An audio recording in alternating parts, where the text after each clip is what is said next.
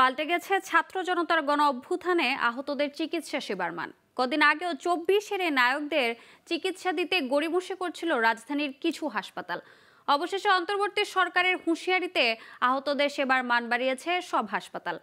তবে বাস্তবতা হলো, যদি সঠিক সময়ে এমন চিকিৎসা সেবা দেয়া যেত, তাহলে হয়তো কয়েকজন অঙ্গহানির মতো বড় ক্ষতি থেকে বেঁচে যেতে পারত। তারপরও সব ক্ষতি পুষিয়ে নতুন ভবিষ্যৎ গড়ার কঠিন চ্যালেঞ্জ তারা করছে আহত শিক্ষার্থী ও স্বজনদের। রাজধানীর পঙ্গু হাসপাতালের চিকিৎসাধীনদের সাথে আরও কথা বলে জানাচ্ছেন মোহাম্মদ নুরুন নবী। এভাবেই মুহুমুহু গুলি আর সাউন্ড গ্রেনেড, টিয়ার গ্যাসে উত্তাল রাজধানী ঢাকা। তবুও পিছু হটেনি ছাত্র জনতা। আর এভাবেই বুক চিতিয়ে রাজপথে রক্ত দিয়ে রংপুরের আবু সাঈদের মৃত্যুতে জেগে ওঠে গোটা দেশ। ছাত্র জনতার এই আন্দোলনে অবশেষে পতন হয় হাসিনা সরকারের। কিন্তু এই বিজয় ছিনিয়ে আনতে গিয়ে কত তরুণ যুবকের প্রাণ গেছে তার সঠিক তথ্য এখনও না মিললেও জাতিসংঘ এক প্রাথমিক প্রতিবেদনে বলেছে, মৃত্যু ছাড়িয়েছে 650। আর এই বিজয়ের জন্য শুধু মৃত্যুই নয়, সারা দেশের বিভিন্ন হাসপাতালে বুলেটের আঘাতে কাতরাচ্ছে কয়েক হাজার মানুষ। রাজধানীর পঙ্গু হাসপাতালে কথা হয় আন্দোলনের ক্ষুদে নায়ক 8ম শ্রেণীর তামিমের সাথে।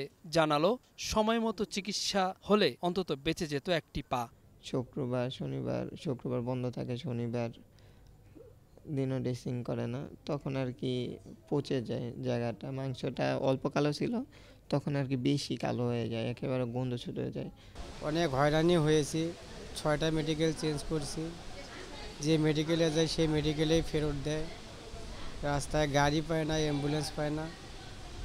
সব কিছু মিলে একটা সময় মনে হয়েছিল মনে হয় আর পৃথিবীটা দেখতে পারবো না। তামিমের মতো পঙ্গু হাসপাতালে চিকিৎসা নিচ্ছে আরও অনেকেই। তাদের মধ্যে কারো হাতে, পায়ে, বুকে, পিঠে, মাথায় গুলির চিহ্ন। তবুও চলছে বেঁচে থাকার লড়াই। অন্তর্বর্তী সরকার চিকিৎসার দায়িত্ব নিলেও কিছুটা দেরির অনুযোগ অনেকের কণ্ঠে। চিকিৎসা ইনশাল্লাহ বা মোটামুটি যেটাই বলি, আস্তে আস্তে এখন ভালো আগের থেকে, মানে দিন যাচ্ছে আর চিকিৎসার মান উন্নত হইতেছে। এরকম আসার পর সাথে সাথে আমার ওটি হয়, ওটি হওয়ার পরে গুলি বের করা হয় যতটুকু সম্ভব হয় আর কি। এদিকে এখনো আহত সন্তানদের নিয়ে স্বপ্নের জাল বুনছেন তাদের বাবা মা।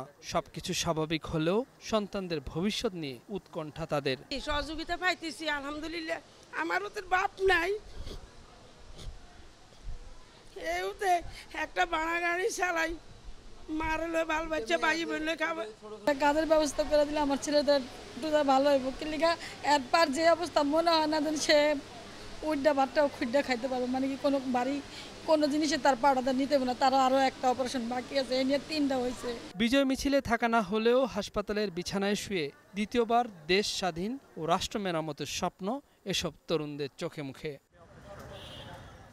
মোহাম্মদ নুরুন নবী, গ্লোবাল টেলিভিশন, ঢাকা।